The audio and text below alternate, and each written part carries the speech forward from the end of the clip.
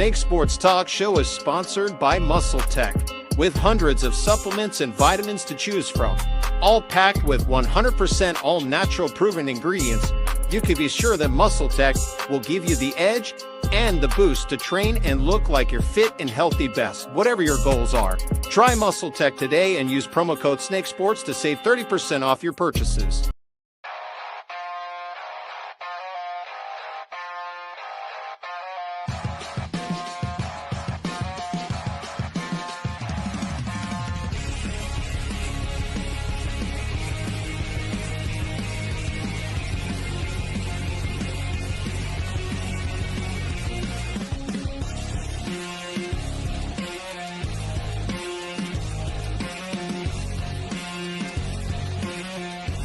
And now, broadcasting live from Las Vegas, the Snake Sports Talk Show with Jake Silva starts now.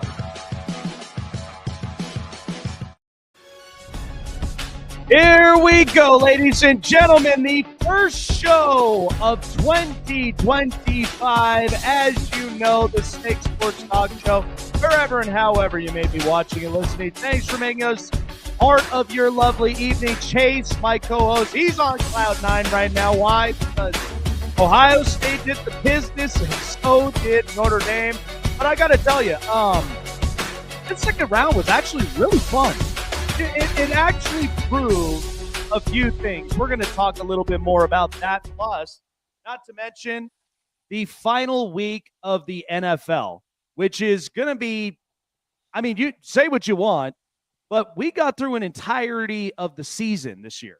Yeah, very quickly. Season, and boy, we ended 2024 off in a big way, and lots and lots to really come in the middle of it. But prime predictions as well. Figured we'd get them up out the way. But yeah, there's a lot really to look into. But yeah, that game in particular, I feel bad, but I think in the end, the better team won. And that's what it came down to tonight. I mean, all Ohio State fans, including myself, was not expecting Ryan Day to win that game. I was expecting him to get shit on by a whole bunch of people, especially with the way that he lost to Michigan with his tail between his legs and how awful of a head coach he has been. And the fact that he has never been able to beat ranked teams, especially like high ranked teams. And the fact that he went into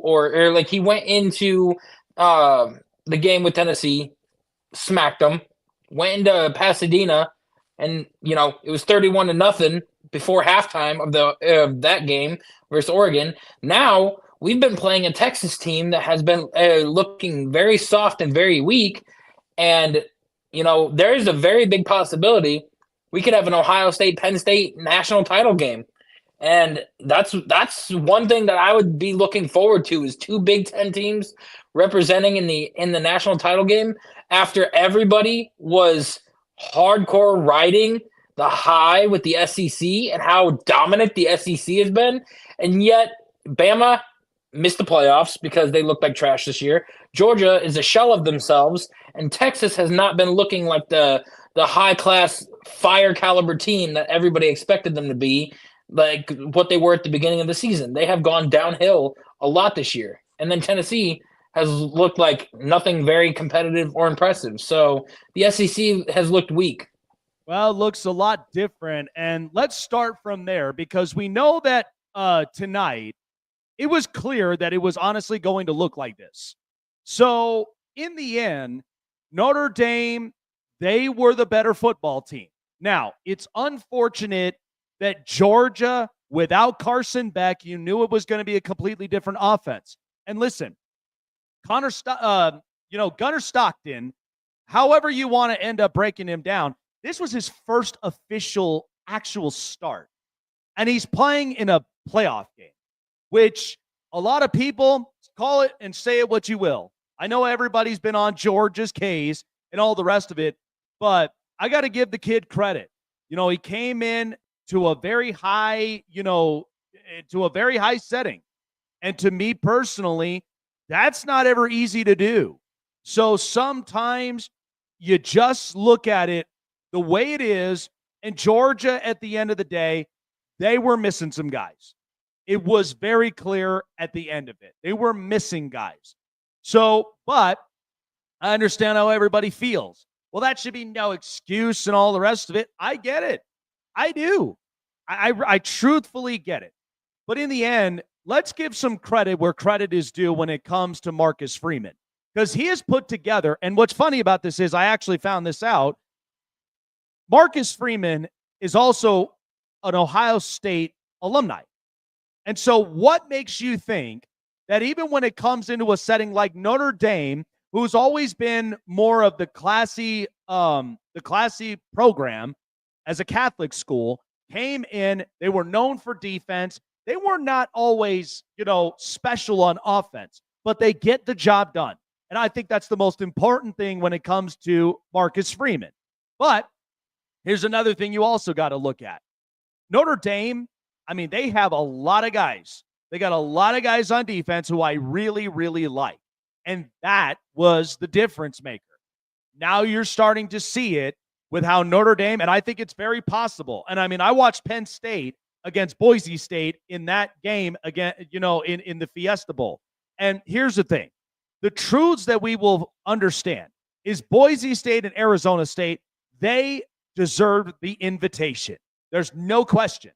But Notre Dame was the stronger defensive team.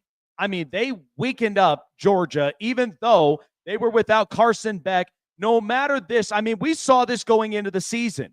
Georgia was going to end up going through its hits because they're without their arguably their two best offensive players, Ladd McConkey and Brock Bowers. It happens. A lot of these kids, once they go into the NFL draft, the program's usually not always going to look the same. But I think it's very impressive of how Marcus Freeman outsmarted Kirby Smart. Usually in these positions, Kirby Smart's got the better record. Kirby Smart's got 2 national titles. And for Marcus Freeman to do what he did with a Riley Leonard offense, and not to mention a completely shut down defense, I think Notre Dame's going to be good. I think they may be fine. They might actually make this a great game in the Orange Bowl against Penn State. I like it. And I think at the end of the day, Marcus Freeman, and this is where people were kind of speculating, even in the NFL, because they felt like he is, in fact, a culture setter. Give this puppy time. He already signed an extension in college football. And like I told everybody, because they said the same thing about Dan Lanning, they're saying the same thing about Marcus Freeman. But why would these coaches, if Nick Saban and a couple others who were great coaches for a long amount of years, why would they leave the college football world right now while the college football atmosphere is actually pretty wide open? The Kirby Smarts, the Dabo Sweeneys of the world, a lot of these other great coaches. You get the Dan Lannings, you get the Marcus Freemans. Yeah, hell, even when you get James Franklin, you get sprinkle in a little bit of that. So I think Marcus Freeman's come into a position now where I think we deserve to respect what he's been able to do. That defense was just crazy. It was all over Georgia tonight. But again, and I understand with the entirety of the incident and all the rest of it, I'm not getting into that. But either way, Notre Dame came in the Sugar Bowl in New Orleans and got the job done and were shut down up on defense. And this is a team that's not even in the conference. And how many times have we been so frustrated that Notre Dame's never been in the conference? I've been saying this over and over again. They look and they feel a lot like a Big Ten team. They look built for that, but they're not going to end up going into it. But still, I give Marcus Freeman credit. They get the win. They're moving on, and they're going to be playing Penn State. Now, let's get into, I know Chase is going to love this, but let's get into Ohio State with Ryan Day. Okay, one thing you have to understand, going into the college football playoff, the committee actually got this right. They got it right. Now, you could say what you want to about SMU and Clemson, whatever. Like, here's the thing. It is what it is. Do I agree with the conference championship, like the whole bid? No. But I do love with what the seeding was. And in fact, when you watch that Ohio State game, you saw probably the most stacked roster and probably the best team right now in the college football playoff and probably in all of college football. And that was the whole knock. Listen, last year, Michigan, they won the Natty. But the other thing about this is that I've said this on record. People like a lot of Ohio State fans, this is where I think a lot of the pullback now because of everything. I heard all the narrative. They were saying fire Ryan Day. They got Kyle McCord out of town and all the rest of it. I think now the narrative's over. It just cleared up everything. In fact, if you go on to the fan pages, they took off every single post after they just stomped and obliterated Oregon. But here's the thing. Ryan Day knew that this was a higher magnitude. And I said to a lot of Ohio State fans, take a deep breath, pump the brakes, give this puppy some time. Now, it was good to have a little bit of a reservation of Ryan Day because I don't know. I don't know what he's going to do in a situation like this. But I knew going into the college football season was I felt like this is the opportunity for Ohio State to redeem themselves and go and appear and even win the Natty. Because Jim Harbaugh, he's out the door. He's in the NFL, and he's having a lot of fun with the Chargers. Nick Saban, retired. Alabama clearly is in a new regime. Say what you will, but again, at least Alabama, they came away with a winning record at 9-4. I know they got a lot of changes they need to do. Jalen Milroe looked rough, okay, and I get that. And Michigan, even in inclement weather like that, they just, they gave it to them. But what's funny about this is this solidifies two things. Remember the game in Autzen against Oregon? I mean, Ohio State, they got into a situation where they kind of beat themselves from it. Okay, they lost by 1 point against Oregon.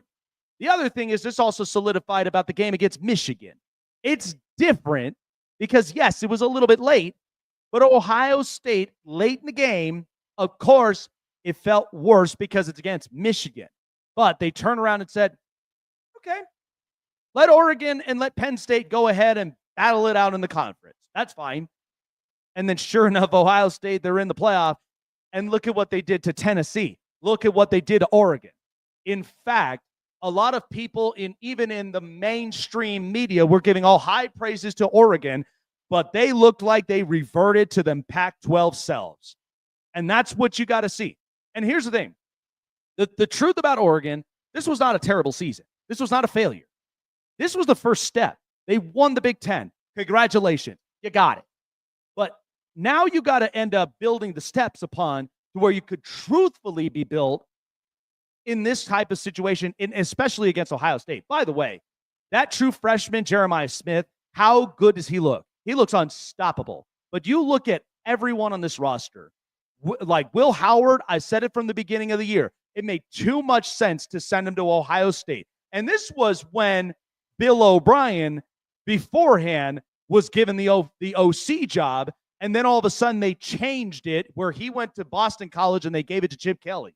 But I said it just made too much sense.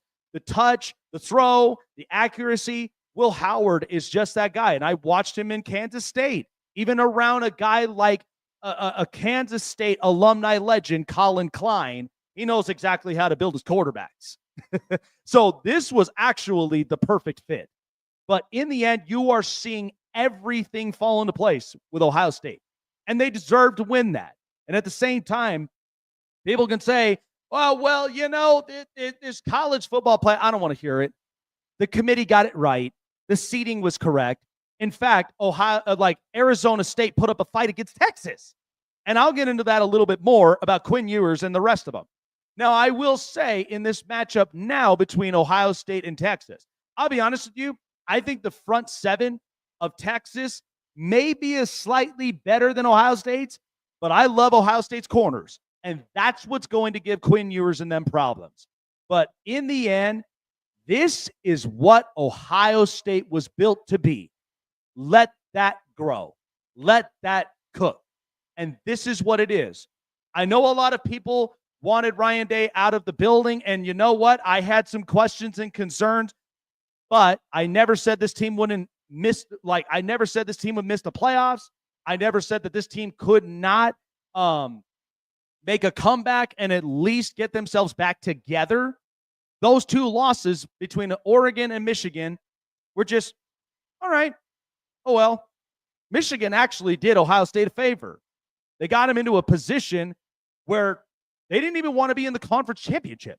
That never seems to matter. And I think some college programs are starting to figure that out. Like, it doesn't matter with the conference championships. As long as you're in the playoff and you make a serious run in the playoff, that's what matters. And college teams are looking at that now. So I think Ohio State, give them credit. This is what it was meant to look like. It didn't matter all throughout the regular season. This is what it is right now. And they are arguably the best team right now that could be going in and potentially win the Natty. So I'll tell you, Chase, we've had a lot of reservations about this team, but I've never steered away from the fact that when Will Howard and even with Quinshon Judkins, when they built this roster, I said this team is capable of being in the playoff. I said this team could be capable of showing up in the national title game. And all it had to take was Ryan Day to put all this together. And look, that Oregon loss doesn't seem to affect them. That Michigan loss, it would be different, right? And correct me if I'm wrong. It would have been different if Michigan was in the playoff and then Ohio State loses to Michigan. You all would be feeling worse.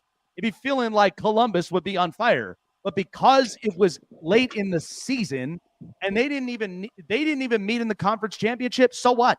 Let Oregon and let Penn State go fight it out. That's fine.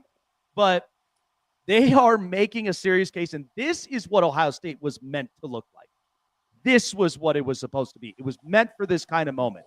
So I'm happy for them. But Jeremiah Smith, man, he's a problem. Yeah, I mean, you also got to realize that Caleb Downs is probably the best safety in college football as well, with how young he is. But I do have a few things I wanted to address. The Gunnar Stockton thing, like, yeah, he was a backup and everything, but so what? I mean, who cares if he was a backup seeing his first, playoff appearance? Cardell Jones took over for JT Barrett in the going into the playoffs, and he ended up leading them to the Natty. Tua took over for Jalen Hurts the last game of the season, and then won that game, and then took them all the way to the Natty and won it. So, like, being a backup quarterback in the playoffs and everything, it's more about how your coaching is rather than being a backup. Now, the other thing, I still have my reservations for Ryan Day. I still don't trust him. I really don't. Like, yeah, these are two great wins. I'll give him that. But let's see what happens when you go to the bigger stage. Like, let's see what you do next week against Texas. And then if you make it to the Natty, let's see if you can win that. And then I'll give you the praise. Because losing to Michigan, regardless of, like, Oregon, I can understand because they were the fourth best team in the country at that point in time. We were number one. They took us down. It wasn't that bad. But you are going into a, 6-5 Michigan team that was unranked, very terrible this year, and you got smacked. You got punched in the mouth and making it look like you did not know how to play football. That is the coach that is coaching our team that I am terrified of, because if you can't go in there and absolutely dog walk a 6-5 Michigan team, then you have no business coaching this team, regardless of how good you are doing now. I would rather him beat Michigan and lose first round in the playoffs than to do what you are doing now and still have that laughing stock. Because what's everybody going to say if we win the Natty? It's like, cool, we won the Natty, but you still can't beat Michigan. Oh my gosh, Ryan Day still can't beat Michigan. Like, it's your school. It's the biggest rival in college football history. It is the biggest one. And you are sitting here and you can win the Natty, but nobody's going to be talking about how good you are because they're going to be talking about that loss to Michigan. Yeah, but all the time. Yeah, but guess what? Even if they talk about that Michigan loss, you know what I would say to them? Go keep drinking your beer. Who cares? I won a Natty. Okay, that's bigger. That's much bigger than just a regular season loss. And I get it. It's against Michigan, but that's better than just that loss. 4 straight years. I understand, but here's the thing. Ryan Day will figure that out. That's not what he's worried about. He's worried about the narrative that he'll never win a Natty. And until he rewrites that narrative, who cares about that Michigan loss? Because again, like I said, it would be different if Michigan was in the playoff and Ohio State lost. Then we got something to talk about. But because that wasn't the case, and you had Oregon and Penn State going up against each other in the conference championship, and Oregon won it, which, by the way, they took the one step by winning the conference championship, but it's different than when you are in a playoff setting. And look at a lot of the better teams. Ohio State, Notre Dame, Penn State. Like, look at the better teams around you. Okay. If it becomes an Ohio State and Penn State national championship, who has the edge? Ohio State. Ohio State would have the better edge because, and the reason I say that is because I do believe, though, both of them are matched physically. I do believe they both match each other physically.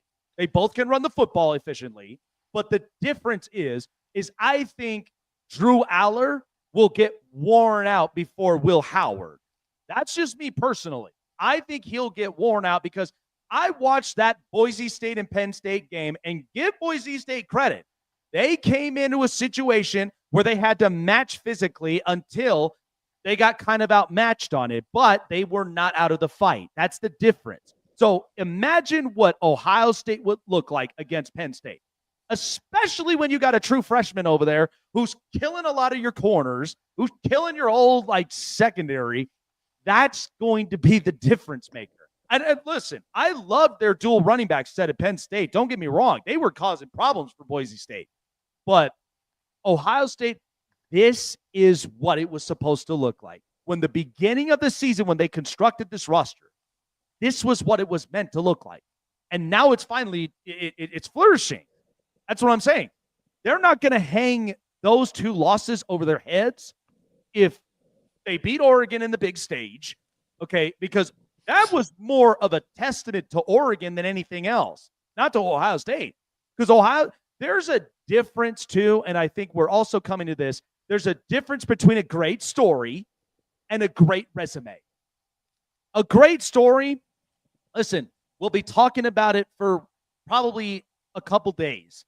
But then when you have a great resume, it's going to outweigh the story. It just is. I'm sorry if it hurts a lot of people's feelings when they're like, oh, they shoulda, woulda, coulda. I don't care. I don't care. As long as you get into the Natty and you maybe potentially win the Natty, this is what you have to be built for. These are the teams you have to be built for. And Arizona State and Boise State deserve to be there. They deserve the invitation. They set that record straight. And I'll get into a bit. Arizona almost won, too. They almost did. And again, the question now is, if you're Steve Sarkisian and you watch that performance from Texas, the fact that they had to literally go into double overtime to then win that way, to me, I think that's unacceptable.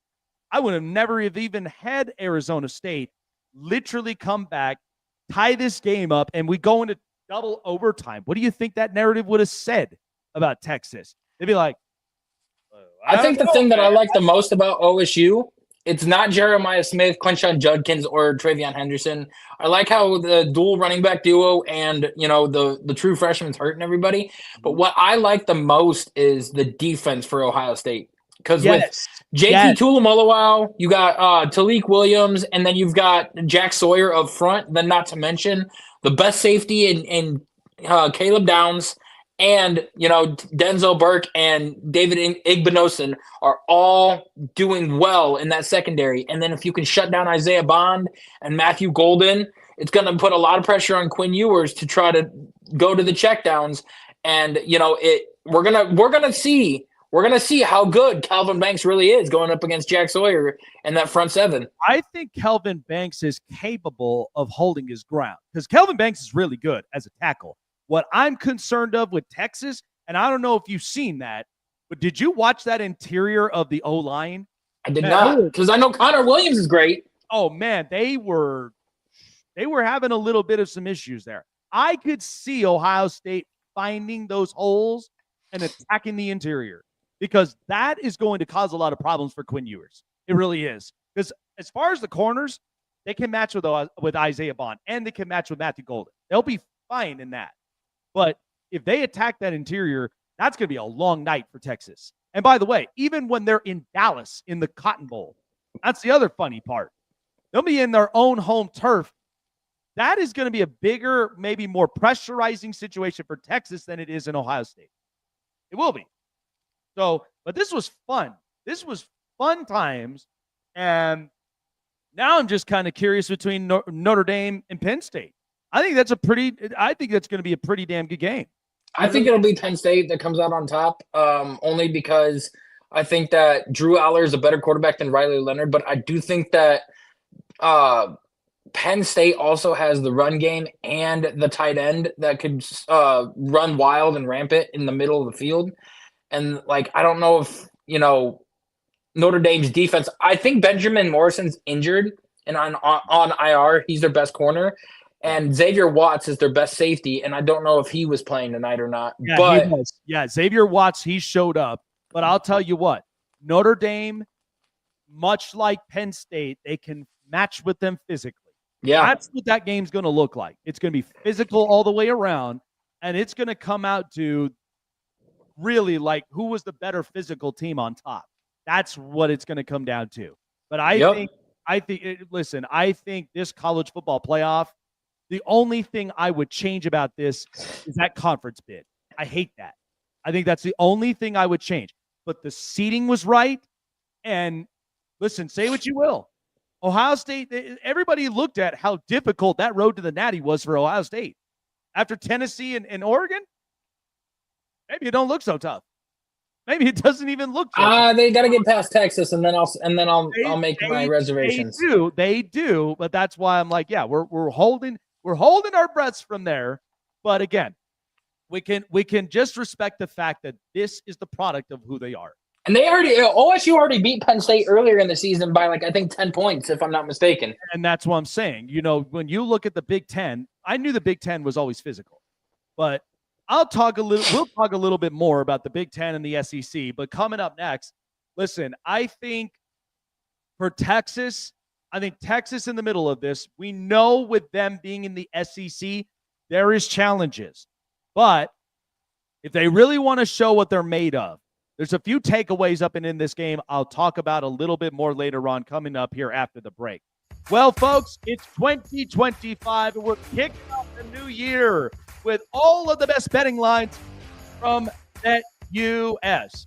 2024 were the shots that we were taking for as far as getting you ready for every single game this whole entire season, and it's been amazing. But now we got to get geared for 2025.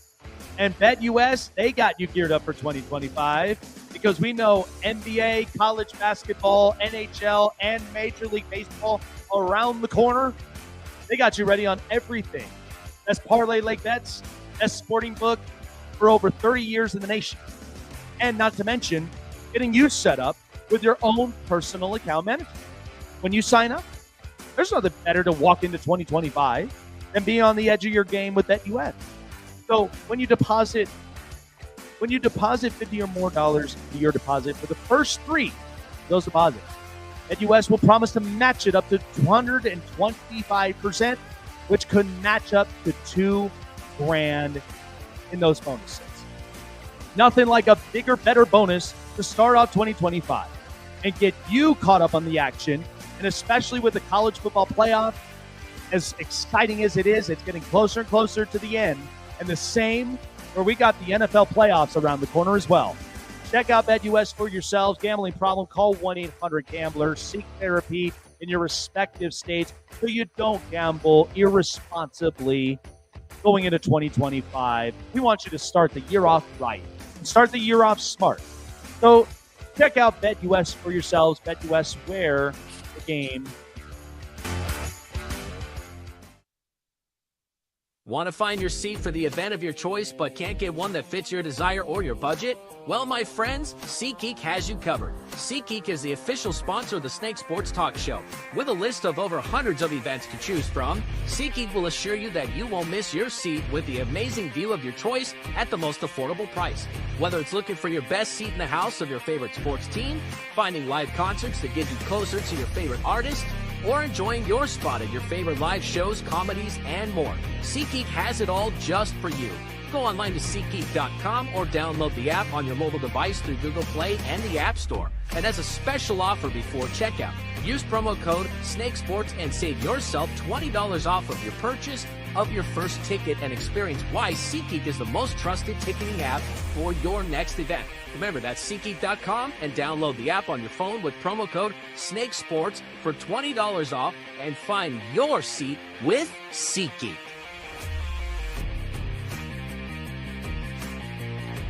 Looking for a show with the best takes and opinions?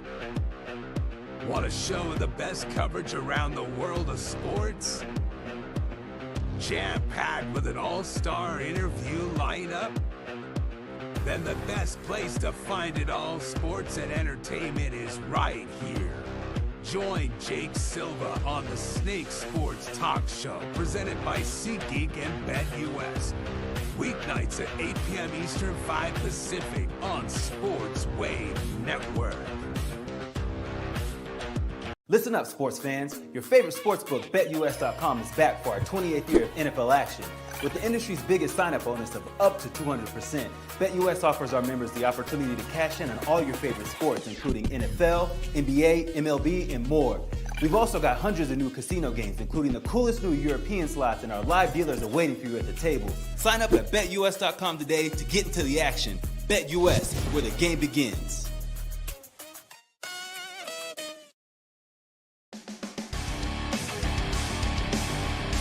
And the college football playoffs, listen, I don't care what anybody has to say. Because honestly, if you were not excited for how the college football playoff narrative and the story really went for you, I don't even know what to do. I don't know how to help you with that. Everybody's all like, oh, they shoulda, woulda, coulda. And that doesn't seem to matter for some of these teams that got in. Listen, I know a lot of people that are watching other bowl games as well. And I mean, living here in Denver, it was a bad weekend the previous weekend because Colorado got smacked by BYU, and the Denver Broncos, they lost that game against the Cincinnati Bengals. Now they're in a do or die situation to get in the playoffs. But, you know, I've heard people basically talking about BYU. BYU should have been in over SMU and Clemson. Really? Like, you shot yourselves in the foot. If you didn't lose to Kansas, you probably would have been in the playoff. But shoulda, woulda, coulda. Get over yourself. The only thing about the college football playoff, what's been exciting to this point, is that the committee got it right. They got it right with the seeding. I think the conference bid needs to go away because it's pointless. I don't understand that. There's no way, and I've said this before and I'll say it again. There should have been no way that Boise State and Arizona State, even if they won their conference championships, should they have had the first week bye. I don't think they should have. But doesn't mean they didn't earn their invitation to the college football playoff. Look at how much major exposure both those teams have. Okay, there's going to be players that enter the transfer portal that are probably going to want to go there. There's something special there. Danielson and the other coach from Arizona State, give them credit. Give them a hand. They actually made it an entertaining game. But the thing I will say, though, in Arizona State and Texas, that was entertaining. That was a lot of fun. But the fact that Texas made that game as close as they did makes me think Texas is a bit shaky. And you know what? I've been saying this all season long, and I'll say it again. Texas at times, when it comes to their offense, when they're on a roll and Quinn Ewers is feeling himself, Texas looks like an unstoppable offense. But when they're off, oh boy, you could see it. You could see the identity written all over. They don't look the same. So look, Quinn Ewers, I think we understood with what they are. And Chase knows this as a former Ohio State product. When he went into Texas, the knock on him is that he will be productive. But the question is the consistency there? Which means, can he have a clean enough game without making mistakes, not getting the right checks and reads, and all the rest of it? Can he be consistent? And that's where Quinn Ewers in that game against Arizona State, there was a point where Arizona State, they came back and matched physically, And by the way, Cam Scatabo, the guy is just unbelievable. And the fact that he won an MVP and still lost the game just tells you how strong Cam Scatabo really is. And I love to watch this kid in the NFL between him and Ashton Ginty. But Texas looks shaky. And I'm telling you right now, you don't want to look like that, especially after the business that Ohio State just gave Oregon. Okay, Oregon, even though this is their first year in the Big Ten, they pretty much reverted back to the Pac-12. They did, because the Pac-12, as you know, is pro offense, and they were not matched physically against Ohio State. Everybody's been on the Oregon train, but Ohio State, they came in and they reminded you of, okay, that's great. We're Ohio State. This is who we are. That's what they did. But Texas, though, on the other hand, this is the part where I have a bit of reservations with what they do offensively and as far as the consistency. That's where it's shaky. And I like Steve Sarkisian, but this is why I think next year, now they are going to have at least a couple of these pieces that are going to end up declaring for the draft. Isaiah Bond, Kelvin Banks, a couple others. I understand that. But I think, honestly, when it comes to Quinn Ewers, and like we've even talked about with Jalen Milroe, and I'll get a little bit more into that with Bama as the SEC looks a little shaken. However, both the Big Ten and the SEC set the standard for a few reasons. Because SEC, we know that they can match both offensive and defensive. Big Ten is more physical. But if you really want me to be honest, and Chase could correct me about this, but Ohio State, if they were playing in the SEC, they'd be the SEC North. That's just how they're built. When you watch Urban Meyer's teams, and when you watch, the Ryan Day teams, and you even watch with, all these other SEC teams, they're built like that. But I would agree that Big Ten is built more physically, but I think as far as complete, balanced team, that's where you see it all in the SEC, and you saw that this year. When you saw the strengths of schedule of every team in the conference, that's why Bama, we knew they got shaken. But they did not look like the best version of themselves. It's not to say Kalen DeBoer is a terrible coach. They ended the year off at 9-4. They had a winning record, but it's not set to the standard that Alabama has been for a very long time. That's why, Kalen DeBoer's got to get this right. He does. There's a lot on his shoulders about it. But I promise you, Bama, they probably will be back. And the SEC, we had Georgia, we had Texas, we had Tennessee, we had a couple teams. So the SEC is doing their part with the teams that are represented in. But we know, as far as their build and as far as competing in the playoffs, this is the first year of the 12-team playoff, and it's been exciting. But we know Texas, as far as being in the SEC, we know that they're going to have to adapt. We know that they're going to have to find the consistency. But I like Steve Sarkisian. I have a little bit of some reservations. I think the other part of it is I think with Quinn Ewers, you know what kind of quarterback he is. Okay, there are times where he'll be on one, and there'll be times where the inconsistencies are showing itself. So I think if I'm Quinn Ewers, and I think this has been pushed around in the narrative, because people are saying he hasn't declared yet. So there may be a possibility Quinn Ewers may come back to college football, but I feel like he may end up hitting the transfer portal, and the place that I think he may end up going to is Oregon. I think a lot of people said about Dante Moore, which I know he's a good quarterback, but knowing Dan Lanning, what the truth about him is he doesn't organically build a lot of these quarterbacks. Usually finds a lot of these guys in the transfer portal. Just look at Bo Nix. Look at Dylan Gabriel. The last organic quarterback they built was Justin Herbert, and that was under Mario Cristobal. So I think we're just kind of looking into this idea right now with the college football playoff that whatever you do in the regular season is whatever. As long as you have a winning record, if you do or you don't win your conference championship. But I think a lot of this is that you just have to be built for these moments. Look at what the NFL playoffs is going to look like. We're seeing this right now with the Pittsburghs. We're seeing this with maybe the Green Bays.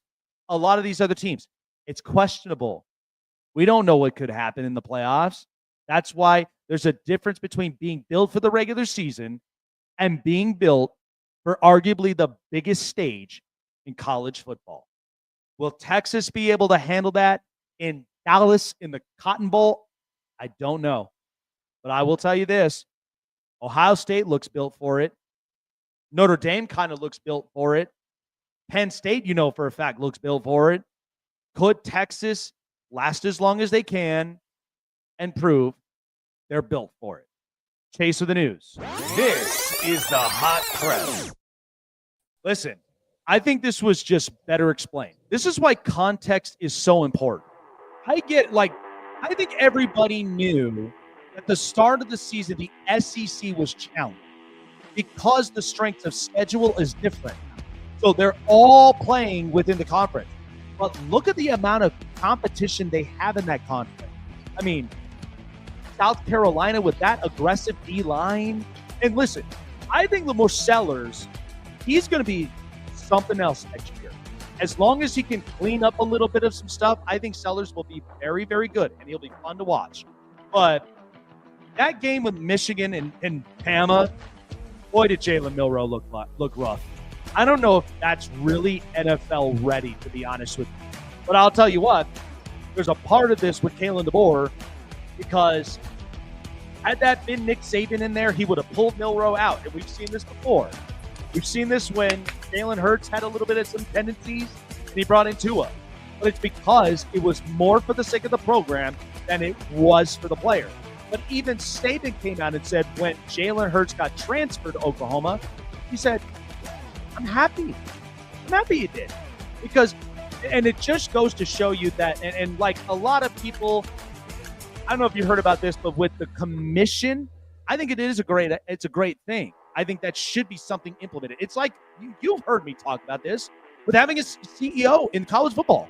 Somebody overlooked this. But people, like I said, Nick Saban, when it comes to this, everybody's all like, well, Nick Saban's going to be SEC biased. He's going to be biased towards Bama. I said, I don't think that's the case.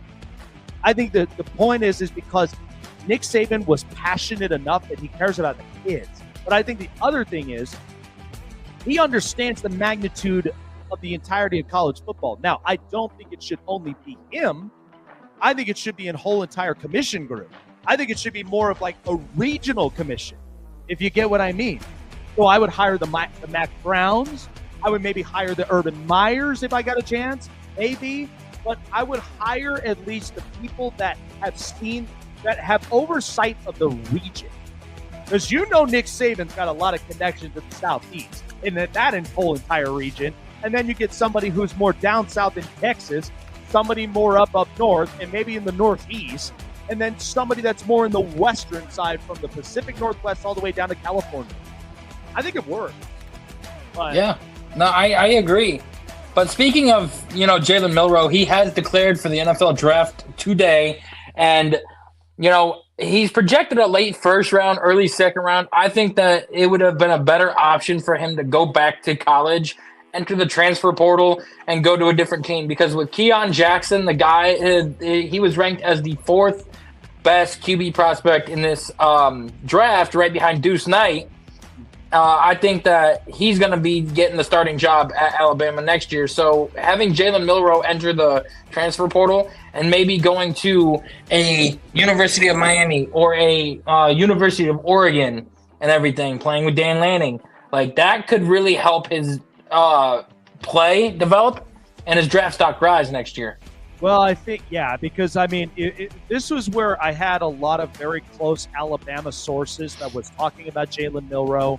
And what I've noticed when it came to film, this is what people had to understand, is Jalen Milroe, if you actually watch the tapes just on him alone, if you watch the tapes closely, as an RPO quarterback, that's what he's known for. Okay, he's known for his leg. We know that he can distribute the ball as good as he possibly can, but here's the tendency. His feet work as in the pocket is very scary. Mm-hmm. That's the one that if I'm an NFL GM, I would be very careful with as far as the evaluation with him, because the feet work, he doesn't have proper pocket presence and awareness. And that's what's going to scare some NFL GMs there. And I guarantee you when it comes to the scouting, they're going to see that too. Because that, if there was anything I took away from that game against Michigan, it was in inclement weather. I get it, it's slippery and it's not the best field work, but still, why are you being Ryan Williams reliant? The other receiver, I'd be pissed if I was him too. Because it was like, how many times was he left open in some of those checks? Mm-hmm. He was left open several times. That's the part that I think drives Bama fans nuts. Like, if it makes you, I'll put this a little bit more into context. You know what Bama fans did after that game? They went right to Kalen DeBoer's estate and they trashed it. That's how Bama fans. Listen, that's why I'm saying the standard in Tuscaloosa, just because the team went 9-4, that's not their standard, though. It's a winning season, but that's not the Bama standard that they are used to. So if Kalen DeBoer, I get it, it's his first year, and I get it. Like, even the offensive coordinator, everybody was giving him crap. Okay, but this is why DeBoer. This is why college football is classic for this, because it gives you plenty of time. You just have to be able to change this up, fix up this mess. And so, again, hopefully they do. But, man, Ryan Williams, man, for as young as he is, him and Jeremiah Smith are going to both have great futures. So I think if you get the quarterback right in Alabama, and especially with the recruitment that they have, okay, they still recruit.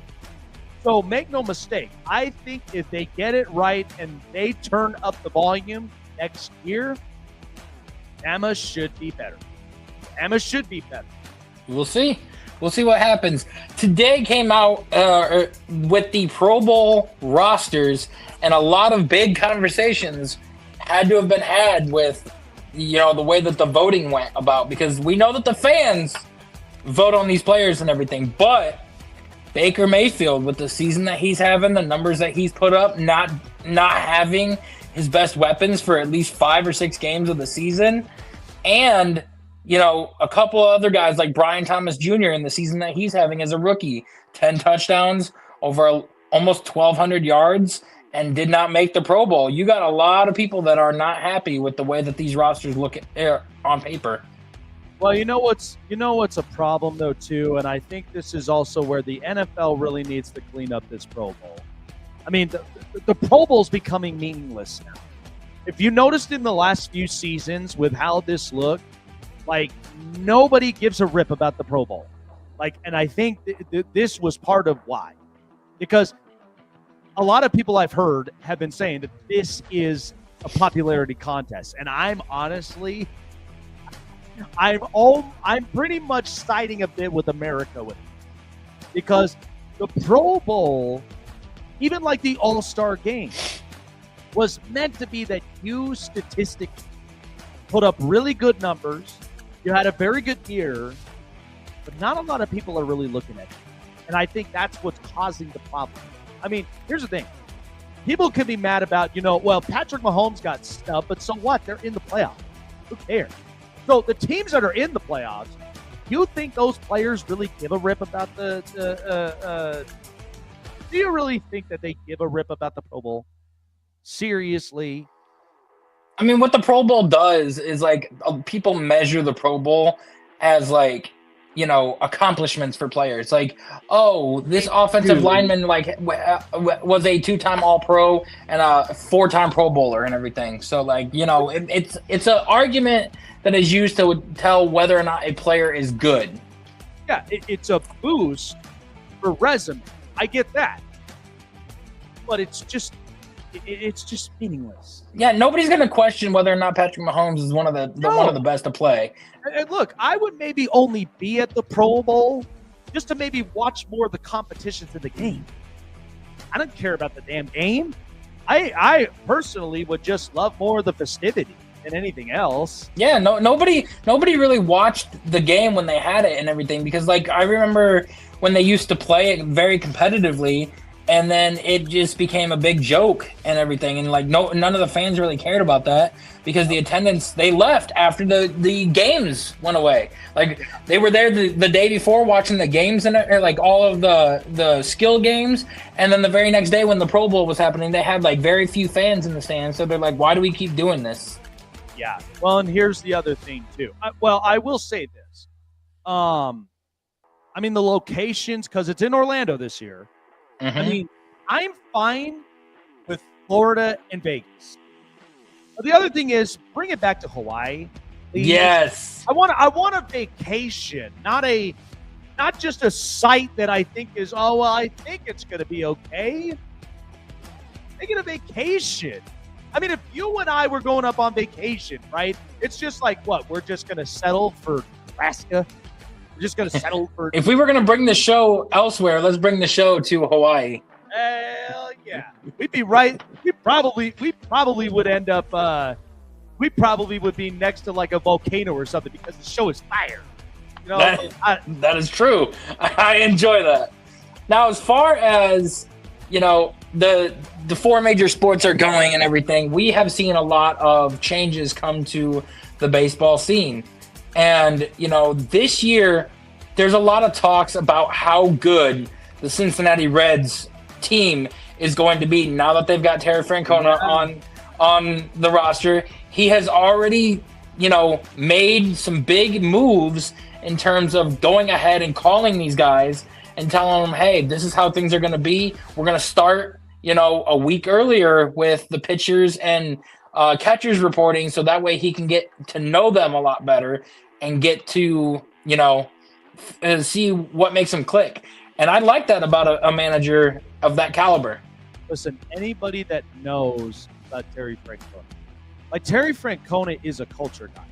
You know, and you know what's funny about this is that when I watch the Cincinnati Reds teams, because I watched this with Dusty Baker, I've even watched this with even with Brian Price, you could see the difference with this. And this team is a young roster.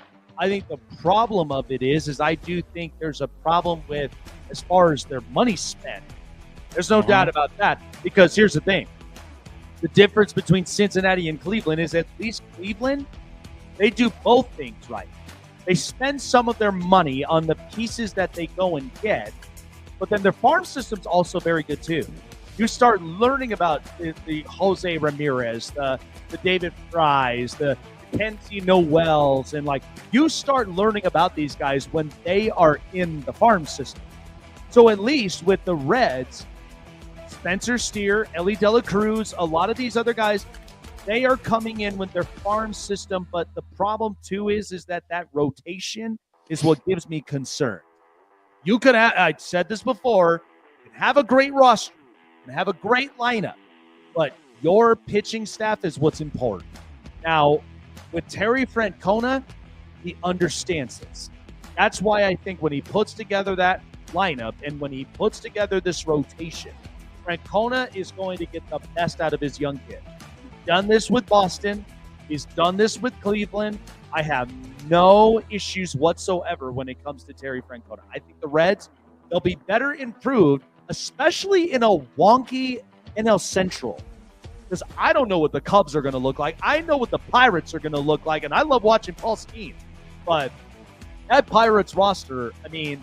It's going to be a battle with the Brewers to figure out who's the best. Exactly, and here's the thing. They've lost Devin Williams, so that team might be a little wide open, but who knows? I think that's the perfect opportunity for Terry Francona to really sneak in. I think so, too. Yeah. Now, switching gears back over to the NFL, the last piece of news that we have is pretty major. And I don't know if you know what the Modell Law is in Cleveland, do you? Not in particular, no. So the Modell Law, so Mayor Bidwell for the city of Cleveland had filed a lawsuit against the city of Cleveland and the Cleveland Browns. And they are waiting for federal court to take the case. And once they take the case, they are going to have a big problem on their hand, because the Modell Law that they initiated basically states that you are no longer allowed to move the team out of the city of Cleveland unless it's given the city approval to do so. And if this goes to federal court and it's ruled in the city of Cleveland's favor, the city of Cleveland can force the ownership group out of the ownership of the Cleveland Browns, and it could put the team up for bid to figure out who's going to buy the team. Wow. And that was just filed like two days ago. Well, tell you what, I mean, I'm watching the Woody Johnsons of the world, and I mean, we've been watching the Jimmy Haslams, okay? Like the Haslams, everyone in the NFL, like, look, I knew a lot of people had such utter despise of Dan Snyder. But if you ask all the other 31 organizations in the NFL, they're all going to tell you, we do not like doing business with the Haslams. We don't. Like that's been a survey that was thrown in by the ownerships. Okay, because say what you will, we know about the McCaskies, right? The McCaskies have an opportunity to change this. It's all going to be up to if they want to do that. The other thing is, I mean, look at what the Ford family stood for a long time. Until the daughter came in, you got Brad Holmes, you got Dan Campbell. The other thing is, I mean, you look at Washington and they're on cloud nine right now. Once you've got Dan Snyder out the building, you get the new ownership group, you get the GM, you get the coach, and you get the quarterback. It feels like a breath of fresh air, and they're feeling themselves. So they're not going to be a team that we expect to appear in the Super Bowl. They're not there yet, but they can feel good about where they are. As far as for Cleveland, this has been a problem for years. I mean, they've been going through quarterback after quarterback. They've been going through inconsistency after inconsistency. I mean, I think the jury's out on the Haslams. And I think it's been out for quite a while. So, I agree. All right, chasing the news. This is the Hot Press. All right, well, you know as it is, the year started off so good, and now we've reached the finish line all the way to the very end. The last official regular season of the NFL Prime Predictions. Here we go. Let's turn it up. It's Jake's Prime Predictions. Boy, I've been waiting for this for quite a while. So we know that, like, right now, I think the Cleveland Browns are basically in a tough spot, especially being at M&T Bank Stadium against Baltimore. Now, Baltimore is fighting for a division. And I think Baltimore is going to be trying to maybe get that division. I'm going to take the Baltimore Ravens here in the last game of the season. Listen, Lamar Jackson is having a hell of a year. In fact, lots of people don't realize this about him, but once they got Derrick Henry, they realized that they don't have to be Lamar Jackson reliant. What does that mean? He doesn't have to be the sole proprietor of your run game. Now you've got Derrick Henry in the building. They figured out their run game. They look a lot better and they look a lot cleaner with their run game. But the other thing is, give credit to Todd Monken, the offensive coordinator. The entire process about Lamar Jackson in this spot was so he could pass the ball more. And this year, he's put up stats where he's got the best quarterback rating of his career. The other thing is his passing efficiency is much better than what we've seen in years past. So Lamar Jackson has definitely put up the resume to being arguably one of the best quarterbacks this year. So I'm going to take the Baltimore Ravens to finish up and close out the season against the Cleveland Browns, and it is a very, very high number. I just think Cleveland, they've thrown this year away. It is what it is. They're more for draft implications. I'll take Baltimore to end up winning this game by a score of 33-13. Now, this is a tough game in particular because this is an in-division game rival as well. Cincinnati and Pittsburgh. With this team having their hair on fire, I'm going to take the Cincinnati Bengals on the -1. Listen, what we've learned from that Saturday game against the Denver Broncos, Joe Burrow is just him. Joe Burrow is arguably putting up MVP caliber numbers with arguably the most terrible defense and the worst offensive line in the league. But that doesn't seem to matter with Joe Burrow because he is going to do whatever it takes, whether Jamar Chase, T. Higgins, Jermaine Burton, and even with Yoshibas, he is going to do whatever it takes to get the ball in their hands. And Joe Burrow, he's sending a message to the Brown family like, I am a competitor and I want to win. And they're playing with their hair on fire right now at this point. Now, Pittsburgh in the last few games, boy, what smoke and mirrors this offense looks like without George Pickens. This is arguably why Pittsburgh is why they look like this. Now, I'm not going to give all the crap to Pittsburgh because they play well. They play well in some spots when George Pickens is on the field. When he's not, his offense looks different. I feel like Russell Wilson is kind of reverting a little bit back to himself.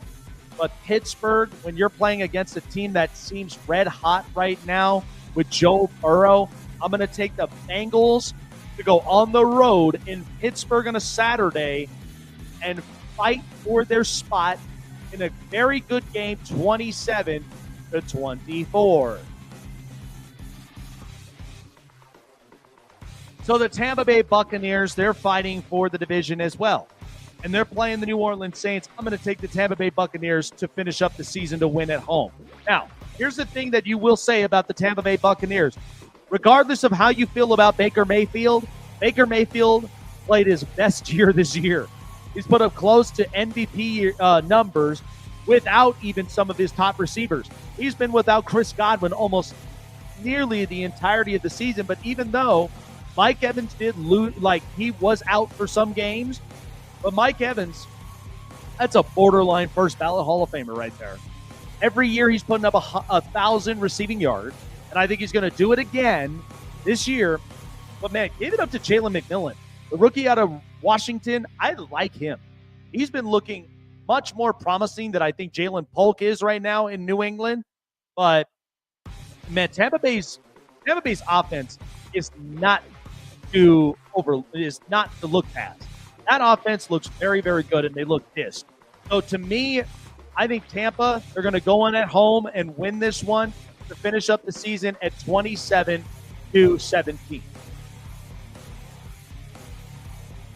Or 27-14. Now, the Buffalo Bills, you know, they're already up and on cloud nine right now. They've looked their best. And by the way, when people sold their stock on Buffalo, I bought all of it because you guys all wrote off the Buffalo Bills that easily and thinking they're not a playoff team. They're not going to win the division. I heard all that yapper. But the Buffalo Bills are actually pretty damn good. Now, I know their defense is questionable because they've been giving up X amount of points in the last few weeks.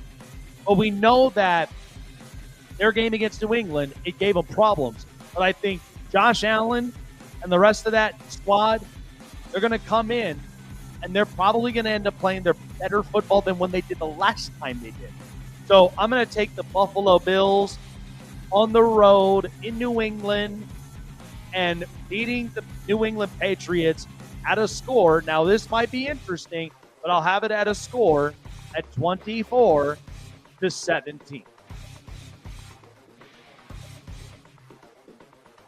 Now, the Chicago Bears, they've looked their worst, and I know that this hasn't been a year for them, but I'm going to take the Green Bay Packers at -10. The Packers right now, we know that there's been some question marks, but I've never doubted their physicality. I've never doubted their run game.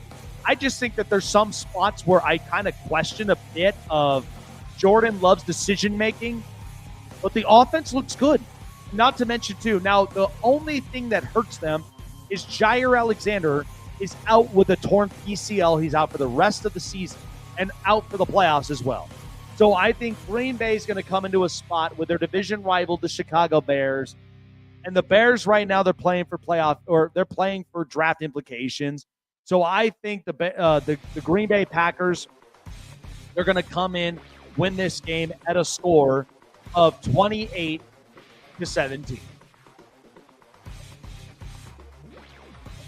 Now, the Miami Dolphins, I know they're playing with their hair on fire as well, but I'm telling you right now, I mean, it looks worse for the Jets, but I'm going to take the Miami Dolphins. This is kind of a situation right now where everybody is playing for their playoff implication to be in the playoff. That's what's happening right now between even with the Bengals and with the Dolphins.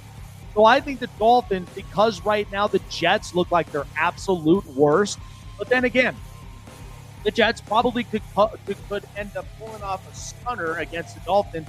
But I think because the defense has actually played better football, I think the Dolphins are going to come into this situation. They're playing for something. And the Dolphins, they may end up getting this game against the Jets with how worse that they look after Aaron Rodgers. Not a great performance. I think the Dolphins take this one, but it'd be close. I'm going to give them a score, 23-17. So the Kansas City Chiefs, what I think could end up happening with them, they're going to rest all their starters. Carson Wentz is going to start. Denver Broncos, I'm going to take the Broncos, surprisingly, at minus 10.5. The only reason of this is because I think this is a point where Kansas City, you got to ask yourself, would you rather face Cincinnati in the playoffs, or would you be comfortable with the fact that Denver gets into the playoffs, and then who knows how they're going to play against Buffalo? I think they would rather take the route of the Denver Broncos getting into the playoffs than the Cincinnati Bengals. So that's where I think Denver, now again, if I'm wrong about this, that's more of Sean Payton and his conservative play calling, which is why this would ruin it for the Denver Broncos. So I'll take the Broncos here, but don't be surprised if Carson Wentz comes out of the gate and he looks the way that he does. Give me the Broncos to end up winning this one by a score, but sitting out the starters, 28-17.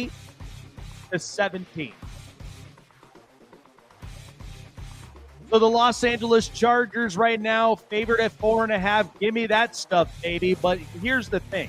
The Chargers are probably going to end up taking this small spurts here as far as the quadrants with their offense. And then they're going to end up resting their starters. Now, the Raiders, we know this has been a terrible year for them, but they're closer and closer. They're at the number 8 pick right now, and I feel like with what the Raiders may end up potentially doing, they can't afford to end up winning another game if it pulls them out of the draft spot. So I'm going to take the Chargers at minus 4.5. They'll play their starters at least for some quadrants, some snaps, so they can get ready for the playoffs. But then they're going to sit them, and Taylor Heineke, I'm sure, is going to probably come in for Justin Herbert. I'll take the Chargers here to win and sweep the Raiders.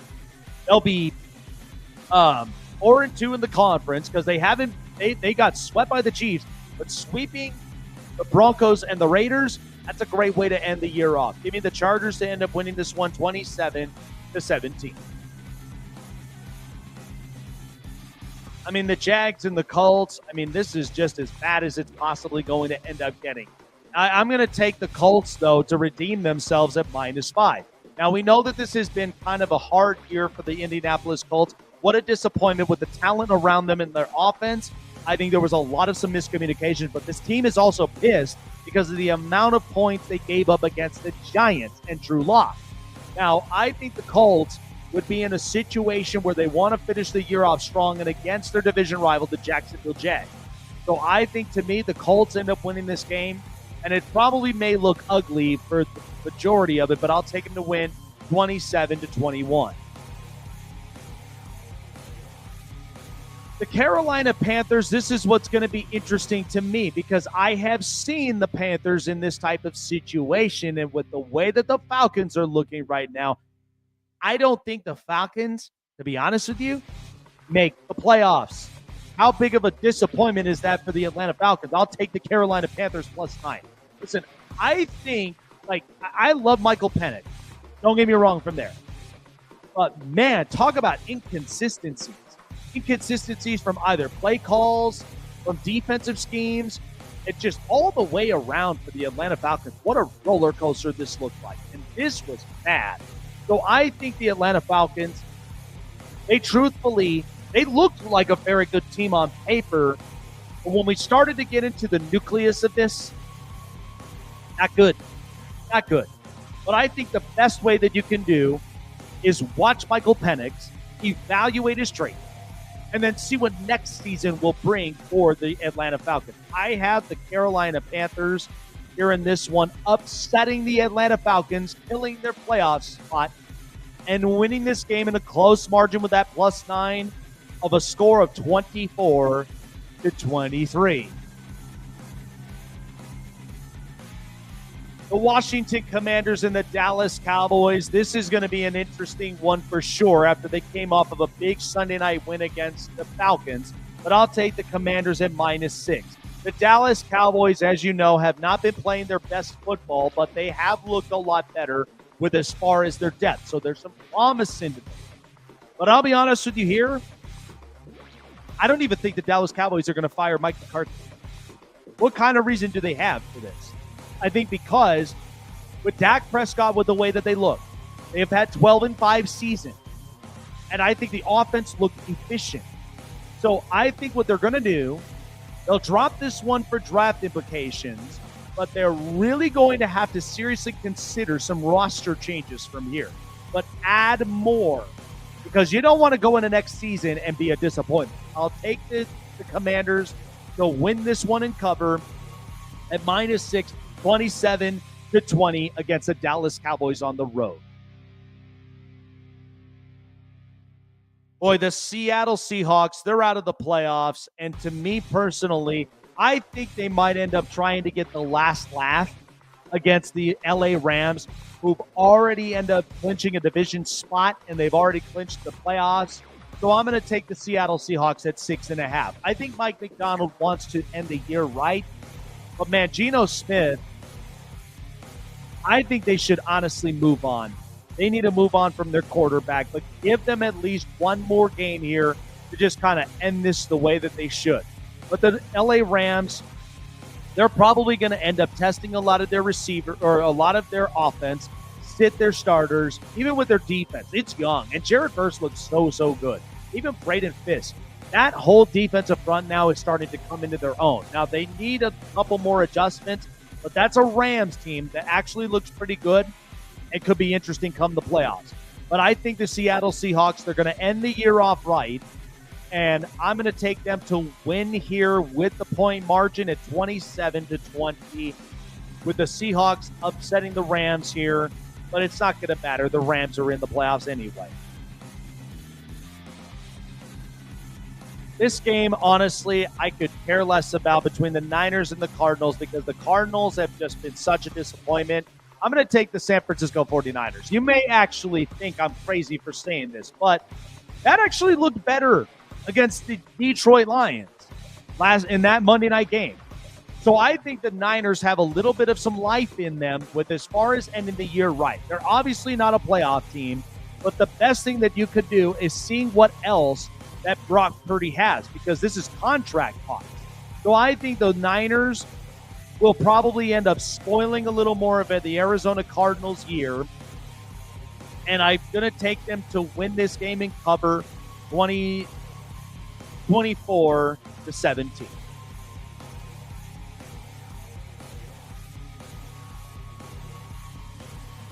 So this is an interesting one, but I think right now with the way that it stands, the Houston Texans, you know that they've already got the division, but I'm going to take them to win here with a +1. Because the Titans right now, you already know they're going for draft implications as well. Houston is honestly going to end up ending this one going into the playoffs. They looked a little bit beaten up. They look like they've been tested this year, and they have. The offensive line doesn't look as strong, but that's not going to matter when you're playing the Titans. So I'm going to take the Houston Texans here, get physical, and win this game 27-20 on the road.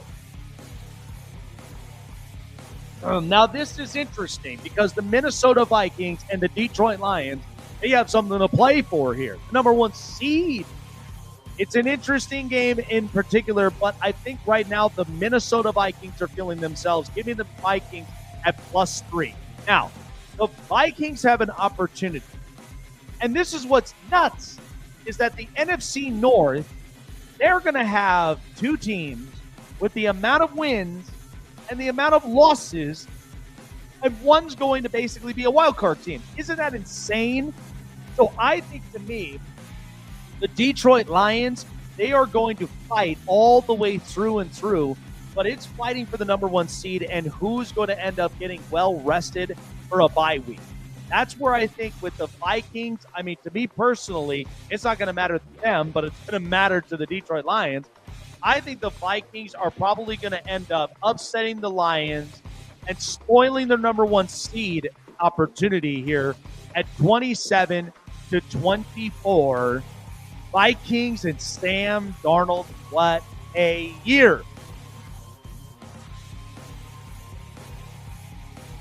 Finally, the New York Giants and the Philadelphia Eagles. You know, I don't even have to get into this one very much. I'm going to take the Philadelphia Eagles here against the Giants. Listen, Drew Lock looked nice. He looked nice against that Colts defense, whatever.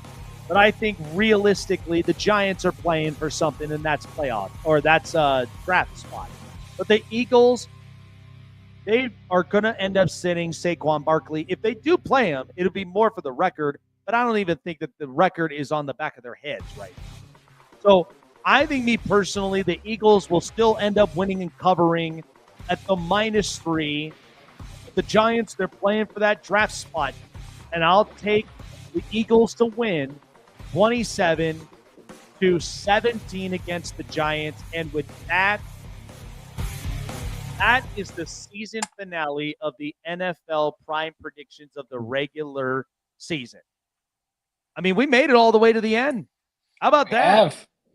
We have, and we got the draft order implications after this week as well.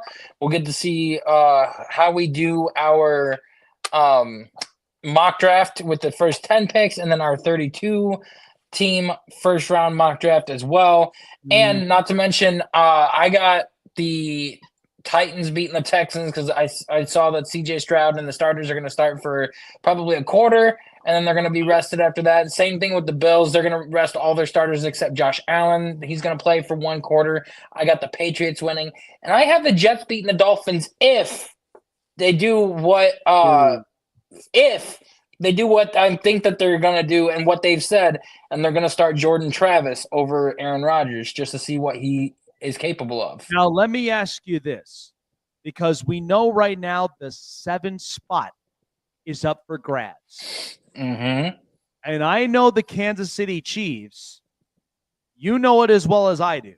They do not, under any circumstance, with the way that Joe Burrow has been playing, do they want him in the playoff?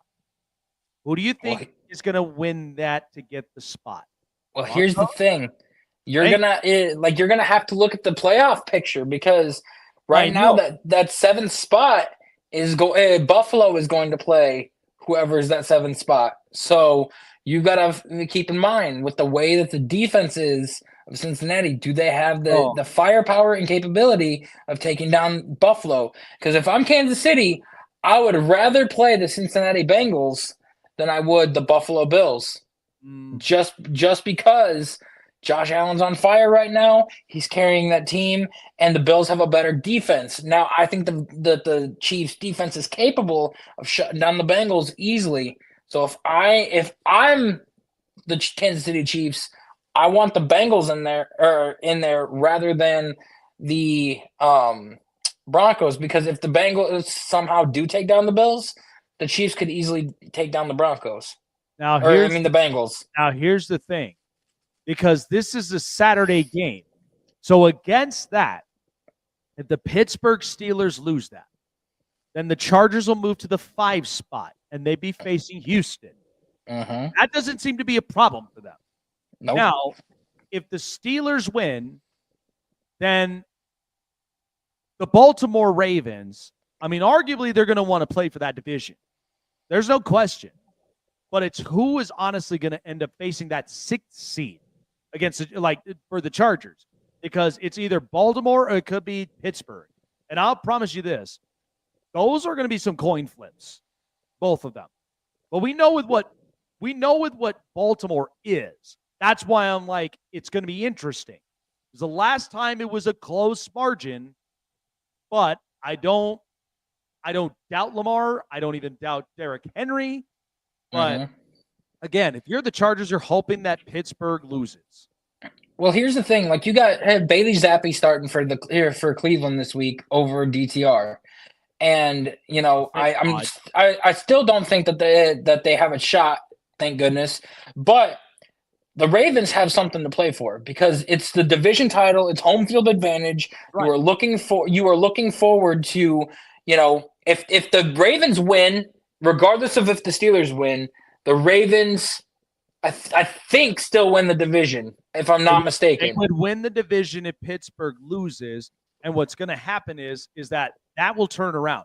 Baltimore would be the 3 seed. Mm-hmm. The Chargers move up to the 5. The Steelers would be the 6th. Now, what if the Steelers and Ravens both win? Does that mean the Steelers get the division? I think it's quite possible. Because I think that has to deal with point differential, if I'm not mistaken, when it comes to the division. Well, the tiebreaker goes to your divisional record, and then it goes to the conference record. Right, the division record, I think, is what they're going to go based off. Okay. Yeah, I think you're right. You're right. It goes, because it first goes off the division record, and then if they're tied in the division record, then it goes based off a conference. And then if you're tied in the conference record, then it goes based off of points. Right. And listen, I took Baltimore to win the division at the beginning of the year. Mm-hmm. And so that's why I think Baltimore's in that spot where they can take that division. Because right now, Pittsburgh's offense, man, it's not the same. This is a bad spot to look like that if you're Pittsburgh. Now, I know Pittsburgh doesn't want to be in a track where they're losing a lot of games. So they go into the playoffs, and it's like, oh, good God. You also want the Chiefs to try to beat the Broncos, too, because if the Broncos somehow lose and the Dolphins somehow win, then the Dolphins are in the playoffs and everything. And you're not scared of the Dolphins whatsoever. Oh, no. Because the only way the Bengals make it is if the Jets can beat the Dolphins. And last time they played each other, it went to overtime, and then the Dolphins ended up winning. But if the Jets are starting Jordan Travis, I'm picking the Jets, and that's a big if. Yeah, that is a very big if. But here's the other thing, too. Knowing Kansas City and Patrick Mahomes, because remember, the only person that has taken down the Chiefs was Joe Burrow. You think they want him in the playoffs? Knowing damn well, look, the Bills, say what you will, the Bills' defense is struggling. And I have no problem with Josh Allen. He is going to put the team on his back. My problem is they're going to be in a similar position to what Cincinnati's been dealing with all year long. But Joe Burrow is fighting and playing for something. So I think Kansas City, what they're going to try to do is they're going to try to play roadblock. And listen, that's very rare for a division rival. It really is. It's tough. But in this kind of situation, would you rather like Denver or even for Miami to get in knowing that might actually give them a little bit more leeway? Or would you rather deal with the problem you might end up having to face if it's Cincinnati? Well, here's a problem that you're going to have to face either way. Right now, who was the only team to beat Kansas City this year? That was the Buffalo Bills. So if you have them in the playoffs and everything, the Chiefs would play the lowest remaining seed of whoever it wins. So they're going to have to either play Baltimore, or if the 7th seed wins, they got to play the 7th seed. Now, if that is somehow, some way Cincinnati and everything, I would feel much more comfortable if I'm Patrick Mahomes playing against the Bengals, knowing how their defense is, having Hollywood Brown back, having Isaiah Pacheco back, having Kareem Hunt on the roster now. When you didn't have that, like all of that going into them playing the Bengals in the regular season, then to play the Buffalo Bills and Josh Allen, who picked apart your defense the first time around and ended up getting shut down. So I would much rather play a Cincinnati Bengals team if I'm Patrick Mahomes than I would a Buffalo Bills team. And I think that the only team that could beat the Buffalo Bills early in the playoffs would be Cincinnati. Well, let me tell you something. Because Cincinnati, they almost came away with that game against Kansas City in the regular season. They almost did. If it They did, but KC wasn't fully stocked with all of their guys. They didn't have Hunt. They didn't have Hollywood Brown. They were not, but still, the situation didn't quite play itself out. That's the difference. Now, here's the other thing, and here's where I'm going to throw at you too. Is look at Ohio State and Oregon. When the first time they met up, right? Oregon got that laugh in the regular season in Autzen. Okay, so picture this. Buffalo got the laugh against Kansas City in Buffalo, right? And like Ohio State, what did they do to Oregon? They completely undressed them. So I've seen this narrative with Buffalo and Kansas City multiple times when it came to, Buffalo just beat them in the regular season, but then I watched Kansas City in the playoffs against them. And Kansas City always, for whatever reason, seemed to have played them better in the situational game. Yep, playoff Kansas City is different. Exactly. That's what I'm saying. You can crow all you want about regular season play.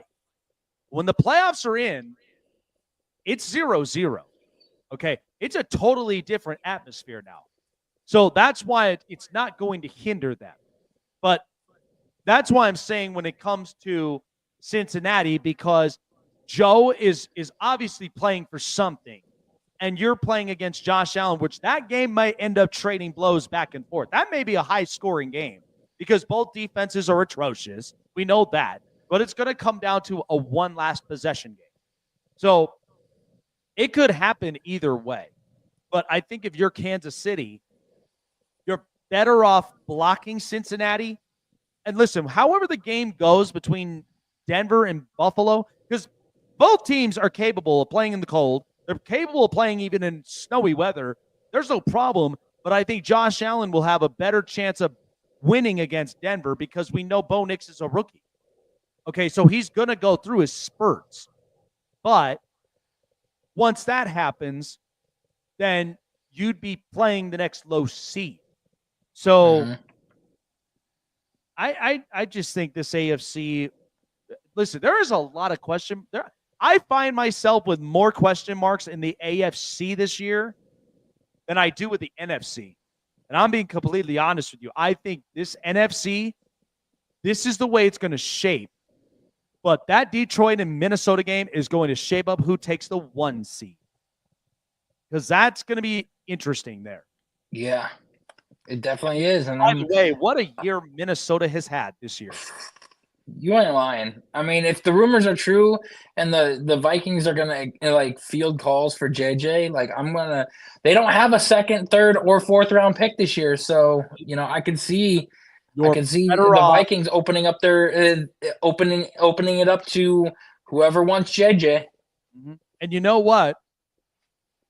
It's a problem, but it's a good problem to have.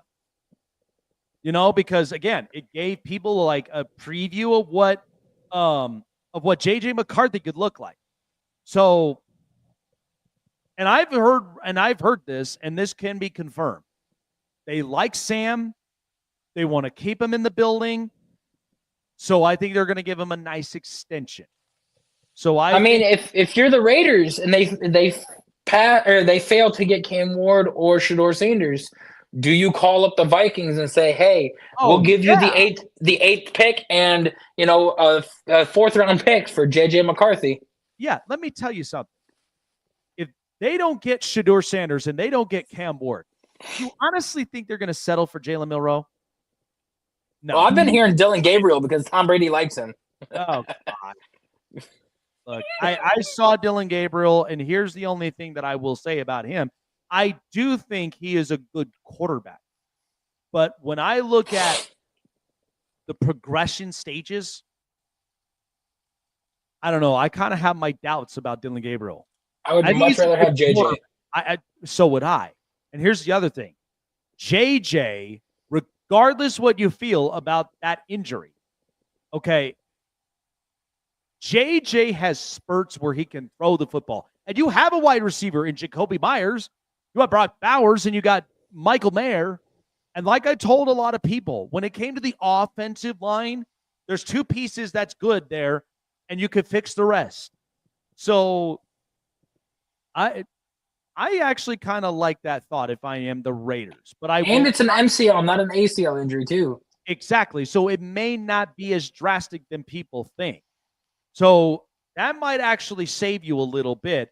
But you know what? That's going to be prime for Minnesota more than anything else. Because you know what? That might, if Minnesota pulls that off.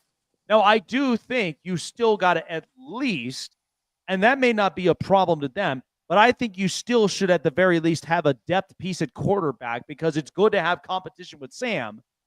But draft capital, sign me up. You know what? I might actually have a buddy of mine, a good friend of mine who I love bringing here up onto the show, and he's very close with Minnesota. You know what? I'll bring him on one of these days because I think we'll have a better idea of the whole situation than what we're breaking it down. But these are possibilities. So if that's the case, I'd love to hear what he has to say. Well, I mean, you know who their GM is, right? Oh, yeah. Yeah. Kwesi Adolfo-Mensah, and you know who he learned under? Mm-hmm. Andrew Berry. Andrew Berry's been known to, trade pieces away for great assets and great prices and everything. But I'll tell you what, if they can get JJ and they can get like three or four picks from him, I'll tell you what a job he did with getting out of some of the contracts that Rick Spielman put together. Mm-hmm. Spielman was more about longevity than he was about the talents that are there that you'll have on short-term deals because you can always rinse and repeat. You could always rejuvenate anytime. I mean, look at what happened when Christian Darrisaw went down. What did they do? They got Cam Robinson. They filled the hole. So they're not completely in the longevity run, even though I think Darrisaw is their franchise tackle, but they don't settle. I think that's where I think Minnesota, it's been such a remarkable and unique year for them because nobody can figure it out, but they did it. They had such a great season. And and it makes me feel worse because I had this team potentially, rebuilding, but they have completely overachieved. This is a much better looking team than I think I ever even anticipated. So, wow. Good stuff. 2025 is our year, man. It is our year where we are watching the rest of the season, and then you and I are going to be going into the playoffs red hot. We're going to have the draft, too. We're going to feel like Ohio State. We're going to be prepared for this stuff, right? Yes, we are. Draft, and we got all this other stuff. So, yeah, 2025 is going to be some fun stuff. We got the combine, pro days, you name it. Oh, yeah. We are going to be there for all of it. Like, football's never going to stop. And that's what's nice about the NFL. We got content every single day because better than what the NBA is doing. The NBA needs. And free agency in March. Holy shit. That's what I'm saying, man. It's never going to stop. And you know what? Schedule releases. You already releases, coaching hires. Yeah. Coaching hires. Like, I'm predicting 3 more coaches getting fired after Sunday's game. By the way, if you saw the ratings of the college football playoff, look at how good it is. They are ranked second behind the NFL with college football ratings. They've surpassed Major League Baseball. They've surpassed the NBA by a large margin. And, I mean, say what you will, but hockey's entertaining, but even they passed them. So it just goes to show for you that the NBA, like, for this to happen, NFL and college football, look at how close the relationship is. Look at how healthy that relationship is. NBA, you need to do something about your relationship with college basketball. I mean, they need to take notes. This is how you match. You're never going to trump the NFL or college football, but that right there should be an indicator. Adam Silver, you need to fix this. You need to fix this pronto. Not going to look well. But, yeah, college football playoffs ratings. And everybody thought that the college football playoffs was going to be such a dull. It was going to be such a dull one. Look at what happened. Mm-hmm. Oh, man. I couldn't believe it. That's why I tell people, I'm like, look, just keep drinking your beer. Don't even yap. All right? Like, the college football playoffs, and college football is going to be fine. They're going to figure this out. This is only the first year of this happening. So, and look, even if you get the Bamas or even if you get some of this stuff, the SEC and the Big Ten is together what makes college football just that entertaining. And you're going to get the surprise teams like Boise State and Arizona State. There will be some surprise teams come next year that probably are going to fight to deserve to be there. But I've never doubted not a single moment of this not working out. I never did. Because I knew that like all of this made so much sense in the end.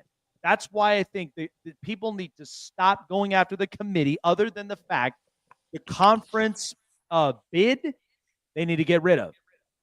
But they do need to structurize the NIL and the transfer portal to make it better. And if they do that, boy, the college football product will be much better than the college basketball product. And here's the thing. The NIL was meant to support all different athletics. Mm-hmm. That's what it was supposed to do.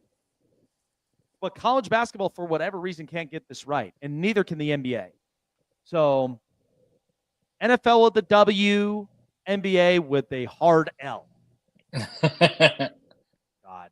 All right. Well, enough with the yappering and everything else. We know that we've been on cloud nine with this whole thing.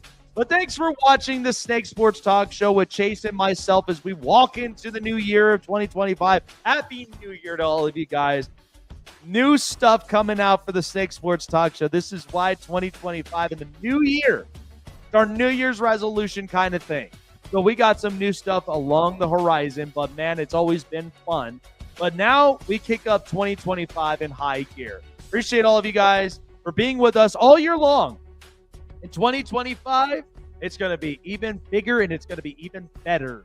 So be prepared for that because you're the reason this show continues to go on. Appreciate all of your guys' love and support for the show all year long. And 2025 is going to be even better for Chase and myself. Happy New Year's to all of you guys. We'll see you guys in the next episode of the Snake Sports Talk Show. Take care, everybody.